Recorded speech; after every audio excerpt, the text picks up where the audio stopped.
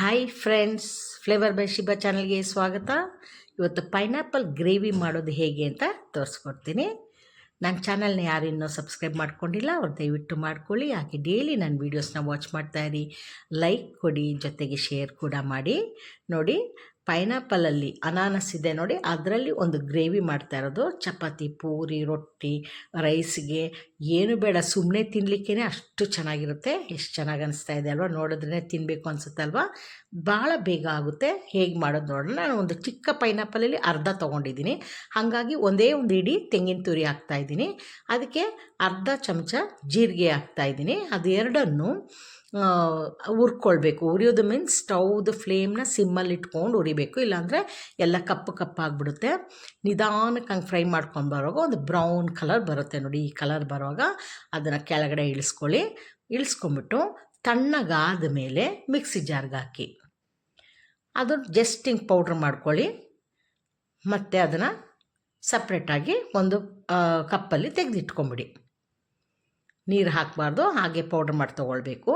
ಈಗ ಅದೇ ಮಿಕ್ಸಿ ಜಾರ್ಗೆ ನಾವು ಕಟ್ ಮಾಡಿಟ್ಟಂಥ ಪೈನಾಪಲ್ನ, ಅನಾನಸ್ನ ಹಾಕ್ಕೊಳ್ಬೇಕು.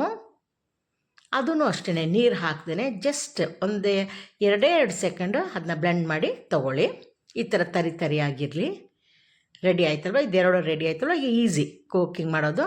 ಬಾಣಲಿಡಿ, ನಾನು ಯೂಶ್ವಲಿ ಕೇರಳದು ಡಿಶ್ ಏನು ಮಾಡಿದ್ರು ಕೊಬ್ಬರಿ ಎಣ್ಣೆನೇ ಹಾಕೋದು. ನಾನು ಕೊಬ್ಬರಿ ಎಣ್ಣೆ ಹಾಕ್ತಿದ್ದೀನಿ. ನಿಮಗೆ ಏನು ಖುಷಿ ಆ ಆಯಿಲ್, ಮನೇಲಿ ಉಪಯೋಗಿಸೋಂಥ ಆಯಿಲ್ ಹಾಕ್ಕೊಳ್ಳಿ. ಸಾಸಿವೆ ಹಾಕಿ, ಕರ್ಬೇವಿನ ಸೊಪ್ಪು ಮತ್ತು ಒಣಮೆಣಸಿನ್ಕಾಯಿ ಹಾಕಿ, ಸಾಸಿವೆ ಸಿಡಿದ ಮೇಲೆ ಹಾಕ್ಕೊಳ್ಳಿ. ಅದಾದಮೇಲೆ ನಾವು ಪೈನಾಪಲ್ನ ಗ್ರೈಂಡ್ ಮಾಡಿ ಇಟ್ಕೊಂಡಿದ್ವಲ್ಲ, ಅದನ್ನು ಹಾಕ್ಕೊಳ್ಬೇಕು. ಹಾಕ್ಕೊಂಡು ಅದೊಂದು ಚೂರು ಎಣ್ಣೆಯಲ್ಲಿ ಅದ್ರದ್ದು ಆ ನೀರಿನ ಅಂಶ ಹೋದಂಗೆ ಆಗಬೇಕು. ಆಯಿತಾ? ಹಿಂಗಾದಾಗ 1/4 ಚಮಚ ಅರಿಶಿಣ ಪುಡಿ, ಅರ್ಧ ಚಮಚ ಅಚ್ಕಾರದ ಪುಡಿ ಮತ್ತು ರುಚಿಗೆ ತಕ್ಕಷ್ಟು ಉಪ್ಪು, ಇದಿಷ್ಟು ಹಾಕ್ಕೊಳ್ಳಿ. ಪೈನಾಪಲ್ ಸ್ವೀಟಾಗಿದ್ರಂತೂ ಇನ್ನೂ ಚೆನ್ನಾಗಿರುತ್ತೆ. ಹುಳಿ ಇದ್ದರೆ ಸ್ವಲ್ಪ ಬೆಲ್ಲ ಜಾಸ್ತಿ ಹಾಕಿದರೆ ಆಯಿತು. ಈಗ 1 ಟೇಬಲ್ ಸ್ಪೂನು ಬೆಲ್ಲದ ಪುಡಿ ಹಾಕ್ತಾಯಿದ್ದೀನಿ. ಜಾಗರಿ ಪೌಡ್ರದು, ಆರ್ಗ್ಯಾನಿಕ್ ಜಾಗರಿ ಪೌಡ್ರದು, ಅದನ್ನು ಹಾಕ್ತಾಯಿದ್ದೀನಿ. ಆಮೇಲೆ ಅದೆಲ್ಲವನ್ನು ಮಿಕ್ಸ್ ಮಾಡಿ ಅದೊಂಥರ ಎಣ್ಣೆಯಲ್ಲಿ ಸೆಟ್ಟಾಗಿ ಬರಲಿ. 1-2 ಸೆಕೆಂಡ್ ಅಷ್ಟೇ. ಅದು ಹಂಗೆ ಸೆಟ್ಟಾಗಿ ಬಂದಾಗ ನಾವು ಮಿಕ್ಸಿ ಜಾರ್ಗೆ ಸ್ವಲ್ಪ ನೀರು ಹಾಕಿ ಆ ನೀರನ್ನ ಮಿಕ್ಸ್ ಮಾಡಿಬಿಟ್ಟು ಇದಕ್ಕೆ ಹಾಕ್ಕೊಳ್ಬೇಕು. ಆಯಿತಾ? ಈಗ ಅದೆಲ್ಲ ಒಂದು ಸೆಟ್ಟಾಗಿ ಬರುತ್ತೆ ನೋಡಿ, ಆಯಿಲ್ ಬಿಟ್ಕೊಂಡಂಗೆ ಬರುತ್ತೆ.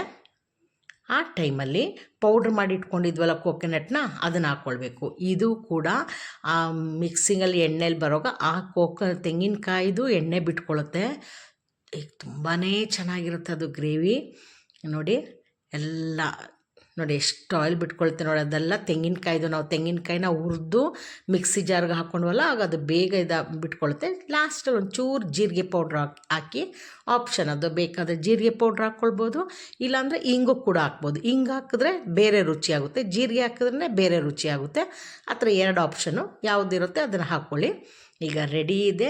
ಬೌಲಲ್ಲಿ ಸರ್ವ್ ಮಾಡ್ಕೊಳ್ಳಿ. ಯಾವ್ದ್ರ ಜೊತೆಗಾದರೂ ತಿನ್ನಿ, ಎಕ್ಸಲೆಂಟ್ ಆಗಿರುತ್ತೆ. ನೆಕ್ಸ್ಟ್ ವೀಡಿಯೋದಲ್ಲಿ ಮೀಟ್ ಮಾಡೋಣ. Take care, bye bye, thank you.